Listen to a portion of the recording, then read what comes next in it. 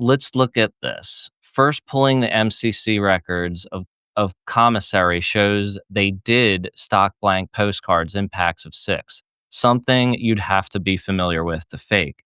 But Epstein's receipts don't show any purchase of postcards. The closest was a single envelope. The postcard uses Roger Dodger Hot Wheels postage stamp, which was sold briefly in 2018. Given the commissary's turnover of mail products, it's very unlikely a 2018 stamp was still being sold there in August of 2019. The DOJ claims that the postmark is wrong. What they are referring to is the Nova 220 and stylized imprint over the stamp, which you can see right here. This shows where something entered the USPS mail system and the stamp was marked as used. This letter entered the post service not from MCC, but from Nova Processing in Northern Virginia.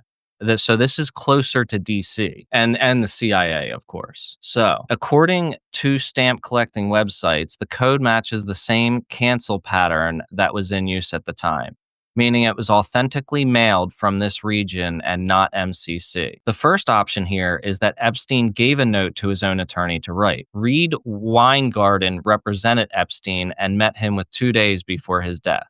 He could have facilitated the drop-off of this letter. And Nova is right across the river from where Steptoe LLC is located.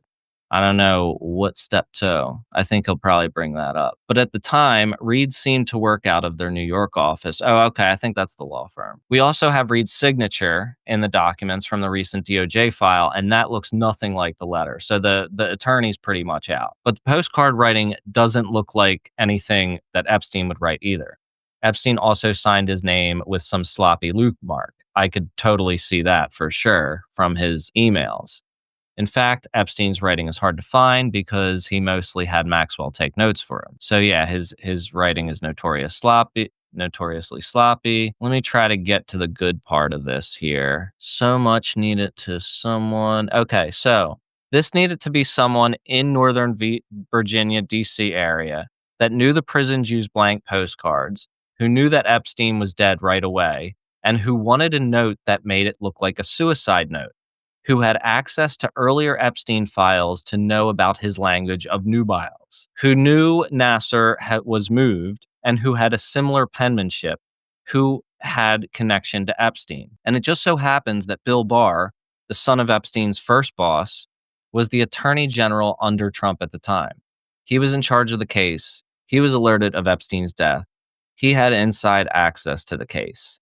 He knew about the birthday book. And where did Bill Barr live at the time? A custom-built home in McLean, Virginia, in the Nova Processing region with zip codes 220. Nova 220. Like, this is lining up pretty good. Now, this is a crazy theory, right? The Attorney General planting a letter to look like a suicide note in the Epstein case is crazy. His handwriting would also need to match the rather unique handwriting of the letter. Oh, wow. That W is definitely an interesting, let's see the L's too. I mean, that's closer than any of the other ones were for sure. And somebody inside that prison system with that knowledge, like, had to have written it. It couldn't have just been some crazy person or some researcher or somebody trolling. The stylized W is consistent. Let's see. The stylized W. Yeah, that's the thing we were just looking at. There is also a consistent lazy R, but even more telling is the fact that there are 2 different styles of R's in the writing, which isn't common. But Barr's signature has appeared with both styles of R's in the comment, just like in the letter. Wow. So that is a very unique writing style that's matching for Bill Barr. The letter open loops its L. Okay, it open loops its L's and D's and other cursive letters, as we see in Barr's full signature. Yeah, I mean, it was looking pretty identical to me. Barr has also used upward flourishes at the end of words. In his public office signature, he adopted a long tail off, and he does this in his signature. Steen, Bill, wow.